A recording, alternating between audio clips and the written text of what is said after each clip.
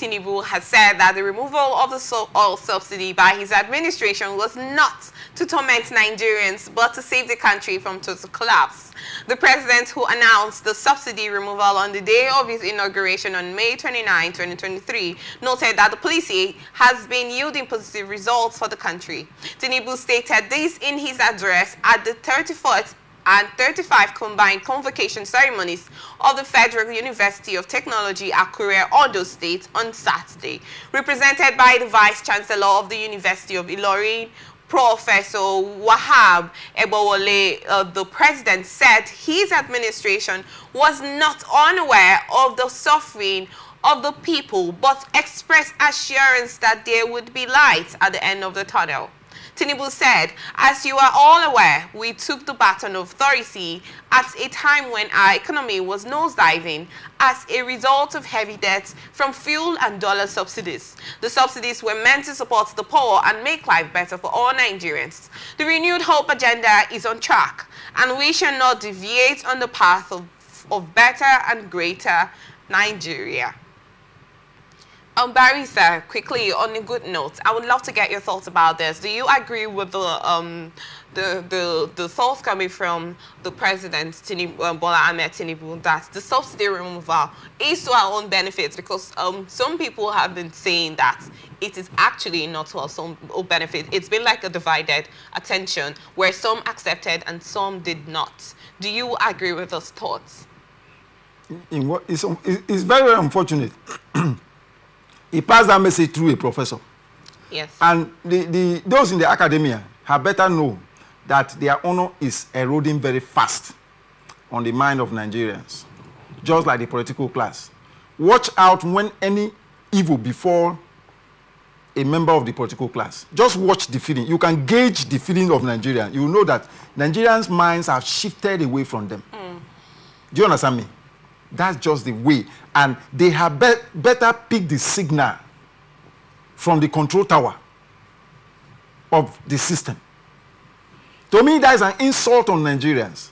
See, perhaps this man is, I don't know what to say. I think he is offline.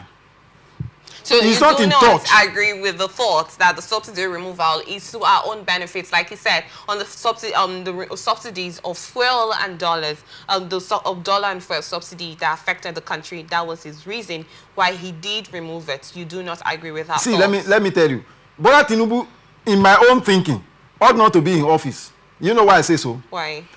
Bola Tinubu did not tell me that he was going to serve me. He said it is his tenure. Emilokon. But he was elected as a president. In what sense? He was imposed on us.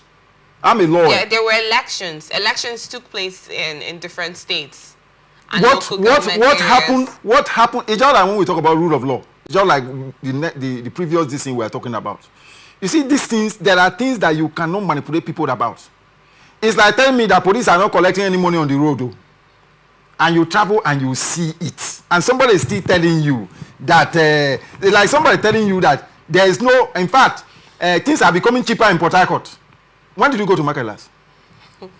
And somebody is coming to tell you that went to market on Saturday. Somebody is telling I went to market. No, somebody is telling you that. I actually did went to the market Good. on Saturday. That things are improving. Things are improving. Don't worry.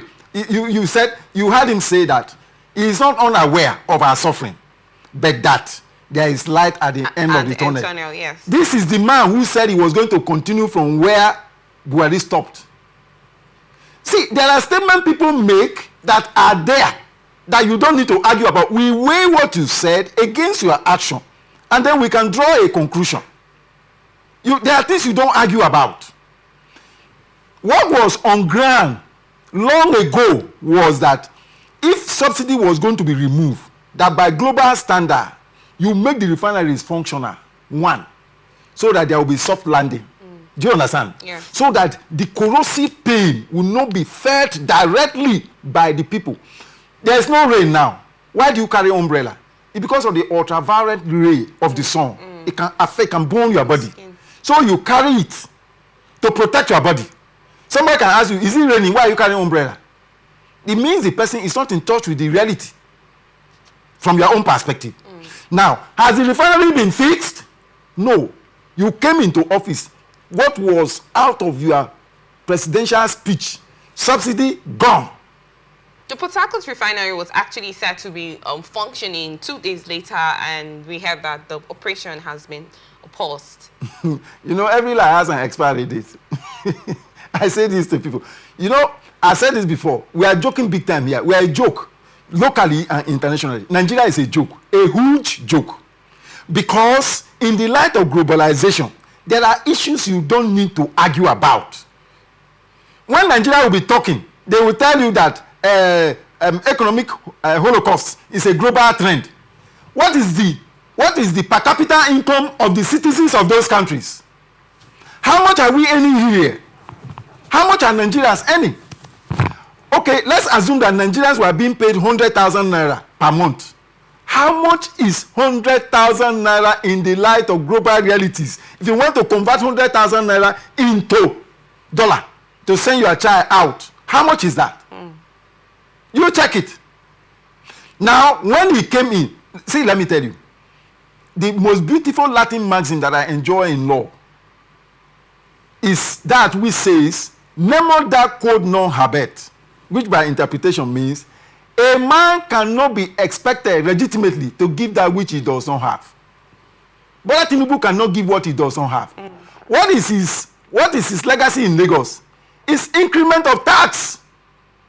And we now know that, yes, and we now know that those tax impositions were targeted. Now that is what is bringing to impose on Nigerians. Are you aware that FIRS have ordered all banks that on every 10,000 naira from today, they should be charging what? 50 naira. Do you know what that means? See, we are heading.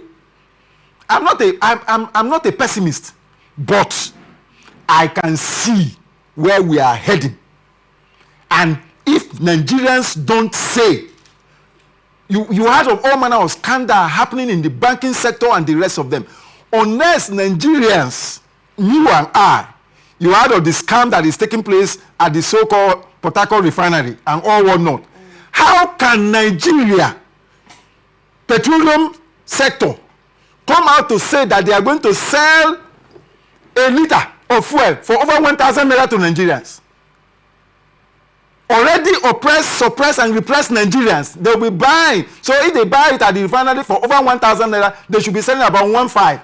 You see this tripartite conspiracy between NNPCL, Dangote, and the oil marketers.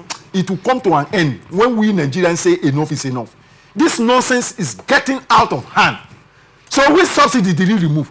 At a point, he turned around to say that, oh, he realized that his few individuals have been collecting the money under the guise of subsidy. Who are the individuals? He is the petroleum minister. NNPCL is fronting for him. Why Dangote? All the games they are playing around Dangote. Okay, when under the past administration, when Professor Osibanjo as acting president visited the oil producing area, he said, no, what's going on here is wrong. That we are going to set up modular refineries. So that these people will engage in modular refining and produce crude oil and refine this crude oil for us to make our economy boom. Thank you, Brian. He suddenly ran away from London and shut down that project. Thank you. That's where we are. Thank you. So you are of the thought that the subsidy removal is not to our benefit. It's a scam. Like the president.